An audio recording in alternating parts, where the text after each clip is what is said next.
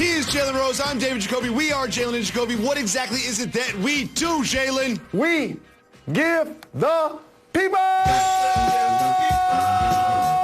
what they want. We have some indication as to Le'Veon Bell's future. We have a huge matchup between the Browns and Steelers, and we have the future of Anthony Davis's career mapped out. But we start with LeBron James as the world debates who is the GOAT, MJ or LeBron. LeBron took to his Instagram stories and posted this, the fact that he is watching The Last Dance. Jalen, what message is he trying to send by posting The Last Dance while we all debate who the GOAT is?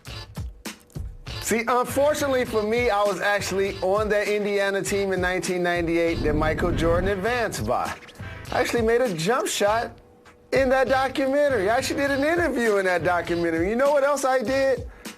I did a GOAT comparisons list on this program yesterday. LeBron is a student of the game, Jacoby. And when he told Rachel Nichols to let us do the debate, he knew once he got his fourth championship and his fourth finals MVP that he had a little more work to do. And that's why he's studying the GOAT.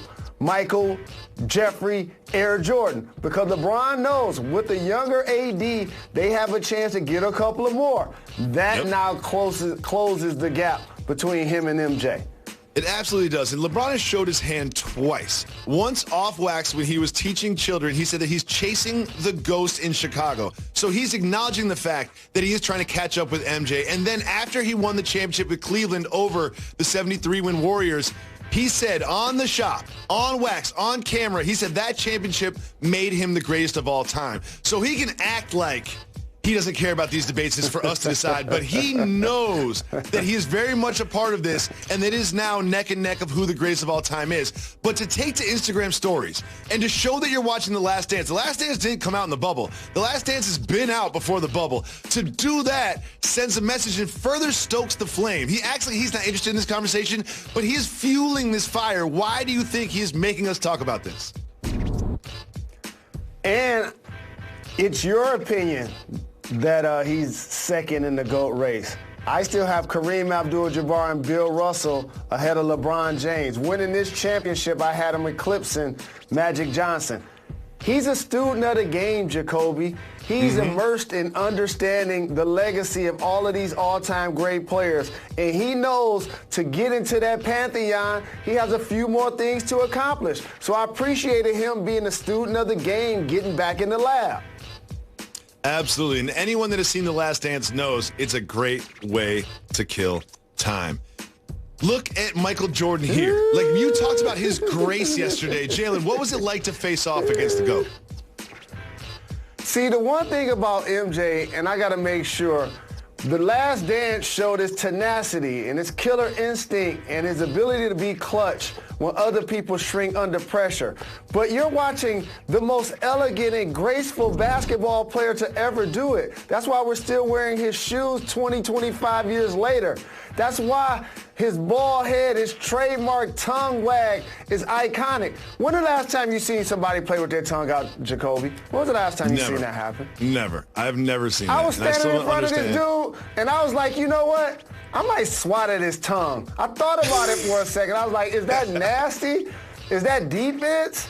Or is that just weird? And then I realized he flick out his tongue and he put it back in so fast, it's quicker than his first step. And that dude, dog, every area of the floor, from three, the post, with his back to the basket, steal the ball from you, offside D. Look at his final play as a member of the Chicago Bulls. Stole the ball from Karl Malone, goes coast to coast, isolates, crosses over Byron Russell, makes the game-winning walk-off shot. That's what LeBron is watching, because that's what I wanted to see in Game 5. So the King getting ready for next year, that's why he's watching. That's why he is watching. And Jalen, one of my favorite things about you is you actually checked into a basketball game thinking to yourself that you were going to stop Michael Jordan from scoring. God bless your confidence, Jalen Rose. Moving on to the NFL, we have no Thursday Night Football, but we have a huge game this weekend between the Steelers and the Browns. And Kareem Hunt, in front of this matchup, said that this one is for Miles. This one is for Cleveland Browns fans. Jalen, The Browns have a pivotal game against the Steelers. This is if we find out if they are for real. What do you expect to see on Sunday? Every time the Steelers come up, remind me to ask the question, when is Mike Tomlin going to get one of those contracts that the head coach in Carolina got? That's first and foremost.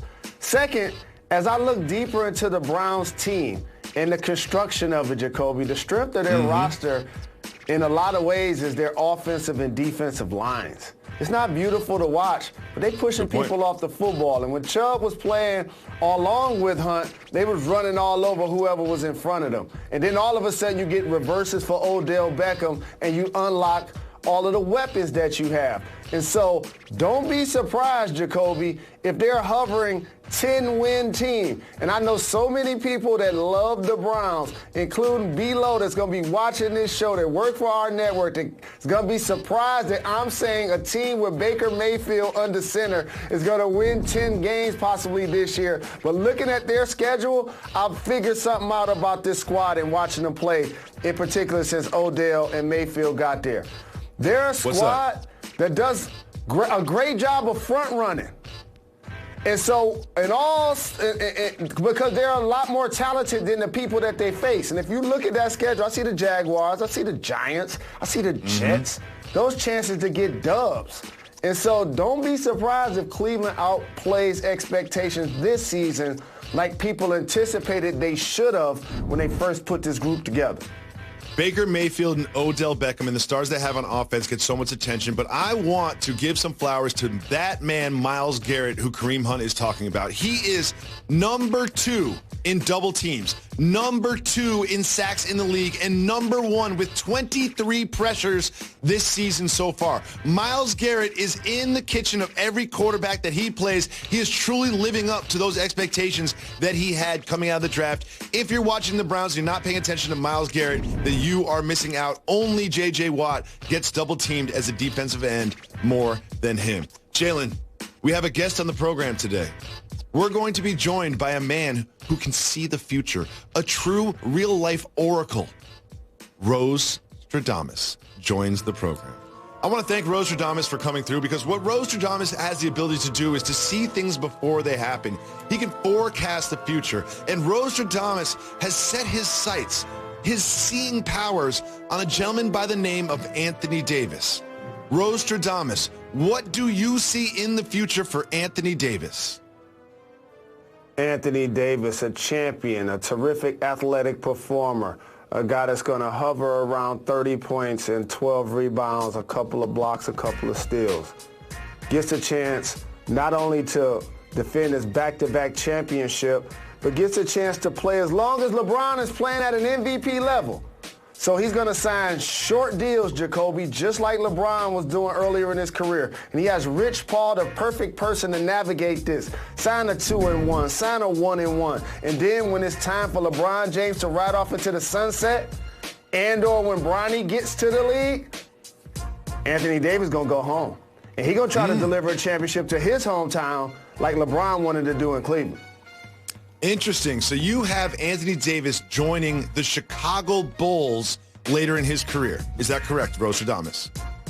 Yes, that's what I'm saying, sir. That's what I'm saying. As somebody that's been on Michigan Avenue and eaten a lot of Garrett's popcorn and gone to Gibson's where the gentleman remembers my order and there's 25 of us at a table and doing so many amazing things on Rush Street, yes, Anthony Davis would love to go home and try to deliver a championship to a Chicago Bulls. Rose Stradamus, normally I like to disagree with you, but I love what you're doing here because there's a symmetry between LeBron's career and Anthony Davis's career. Anthony Davis starts with the Pelicans, goes 7 years with the Pelicans, says this isn't going to work. I'm going to go to a place where I can win a championship.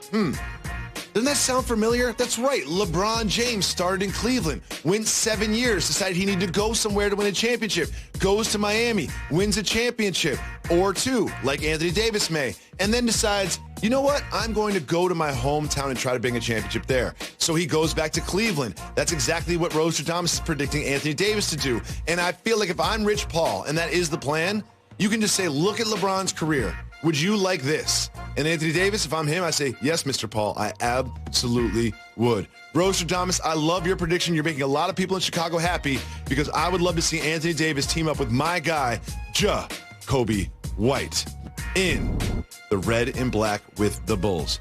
Now, Jalen, from the Bulls, we have to go to another marquee franchise, and I can't believe I'm saying this. Ian Begley of SNY is saying that the New York Knickerbockers could be interested in trading for Russell Westbrook if he becomes available from the Rockets. I think this is an absolutely, positively terrible trash idea. What do you think of the idea of the Knicks trading for Russell Westbrook? Whoa. You think what is a trash idea?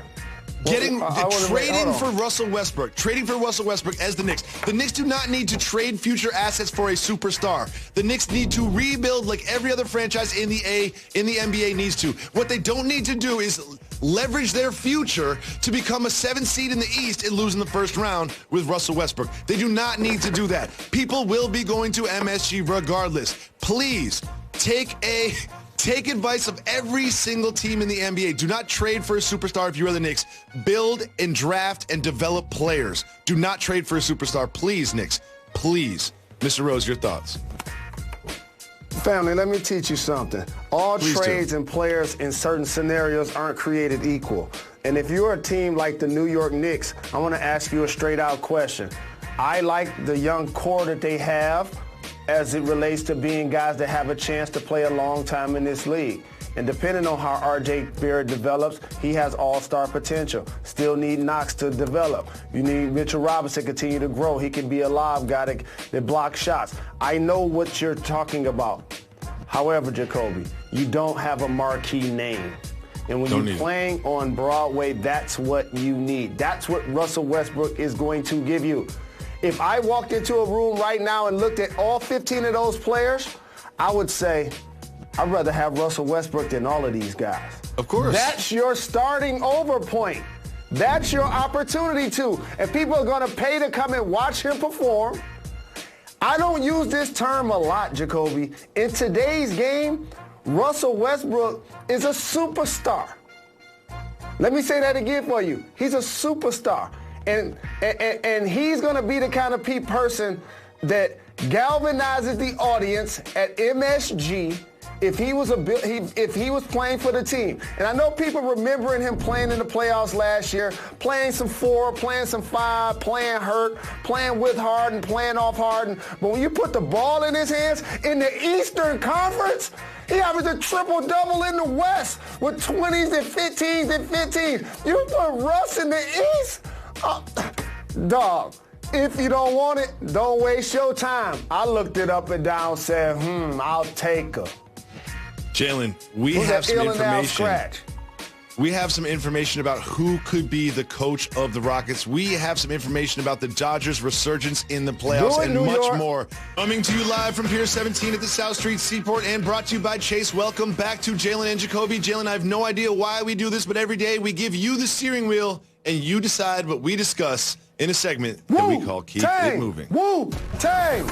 If you want to discuss the topic, say hit the brakes. If not, me and Method Man keep it moving. And we start with a resurgence from the Los Angeles Dodgers in the playoffs. Keep moving or hit the brakes. In the first inning, down 2-0 in the series, the Dodgers scored 11 runs in the first inning and ended up winning the game 15-3. Do you think they have a chance to even the series this evening? Come on, Clayton Kershaw. Come on, Clayton Kershaw. They're going to need you. If the Dodgers going to get this done, they're going to need you. And one thing I don't like to see is an unhappy Magic Johnson. He got a chance to get a ring with the Dodgers and the Lakers weeks apart. If Clayton Kershaw can find a way to be that postseason performer that has eluded them when they needed him the most, that is what's going to get them the World Series. Other than that, Atlanta going to get it done. Kershaw had back spasms when he was slated to start last time. He is supposed to start on Saturday. Hopefully they will get a win because one thing I know is the Dodgers have been on the precipice of greatness year after year after year. After great regular seasons, they disappoint in the playoffs, and I want this year to be different. They are, to me, the best team in Major League Baseball, and I hope that they can come back and win this series. Moving on, we have some new information about who could be coaching the Houston Rockets. Keep moving or hit the brakes. Our colleague Jeff Van Gundy has met with the brass in Houston and could potentially be the head coach. What do you think about this potential fit? I think something bigger about this fit, Jacoby, is that the next coach is not going to want to inherit Mike D'Antoni's style, which means playing James Harden with Russ. That's why the previous report about Russ was so very important. I believe Jeff Van Gundy would be an amazing coach in Houston because he follows that team closely. He lives in the area. And like Ty Lue, they both would challenge James Harden to do more than be a terrific, amazing isolation three-point shooter. I think they would challenge him to move without the ball, to get cuts, to get in 3-on-2 fast breaks, that type of thing. And so if they do hire Jeff Van Gundy, that's what I anticipate them doing, making a trade for Russ. I absolutely love Jeff Van Gundy. He's just one of the people that I've admired for so long, and I love what he does on the games. But if he gets hired, I don't see Jeff Van Gundy putting P.J. Tucker at center. Something tells me that if they hire Van Gundy, they will have a more traditional roster, which involves getting a big man and potentially, as you mentioned, trading Russell Westbrook. Moving on, the Pro Bowl has been canceled. Keep it moving or hit the brakes. Oh, they still play the Pro Bowl? Since 1949, I didn't realize. Keep it moving. We'll keep it moving. We keep it moving. We now are very close to an announcement of Conor McGregor's next fight. Hit the brakes on this one. Hit the brakes. Conor McGregor is very close to signing a deal to fight Dustin Poirier on January 23rd. And let me say this about this fight. Dustin Poirier is a bad man. They did fight before. Conor McGregor dominated him, but since then, he's beaten Gaethje. He went toe-to-toe with Khabib, and he is a real legitimate contender to fight Conor McGregor. This means that Conor McGregor is serious about his UFC career, and this is going to be a huge fight that he could potentially lose. And if he does lose, what happens to McGregor's career, Jalen? It's going to take him for being a marquee name. I remember standing on the stage when he was about to fight Floyd, and once that fight happened, he endeared himself to the public. He did better than a lot of people assumed that he would, but more importantly, he got the biggest check of his career. And since then, he's been on the decline as a decision maker away from the octagon and not the same performer inside of it. So this fight, Jacoby, in a lot of ways is going to either define if he's able to get more mega fights, or now he's going to become just a fighter that we talked about didn't necessarily live up to everything we thought that he could. One thing I do love about Conor McGregor is he takes the big fights. He takes tough opponents. He's not scared to step in and challenge himself. And that's exactly what he's doing with this potential fight, which I will definitely pay for no matter what the price tag is. Moving on, the Nets have unveiled some new uniforms. Keep it moving or hit the brakes. Keep it moving for now. It's just uniform. We will keep it moving on those. And not only that, Jalen, when we come back, we have some very big news for college football fans. Welcome back to Jalen and Jacoby. Jalen, Le'Veon Bell was freed from the Jets just this week, and now his wish list is down to 3 teams that he would like to sign with, and that is the Dolphins, the Chiefs, or the Bills. What do you think is the best fit for Le'Veon Bell? Oh, this is easy. This is easy. He just got 2 years of $28 million playing for the Jets and didn't rush for 100 yards in any one of those games. If he looked down at his phone and it's Andy Reid and/or it's Patrick Mahomes calling him to come to KC, he need to get there. I know Clyde Edwards-Helaire is there, but Le'Veon Bell is a different style back. And also, you can line him up like a receiver as well. And since they got the best offensive coordinator in the NFL, he's going to deploy all of the weapons that he has, especially since Sammy Watkins is out for a few weeks with injury. If Le'Veon Bell goes to the Chiefs, it's going to really expose just how bad of a head coach Adam Gase is, because you will see him be so productive with Bieniemy and Reid in KC. We'll stay tuned to see where he ends up going, but we have some bad news for college football.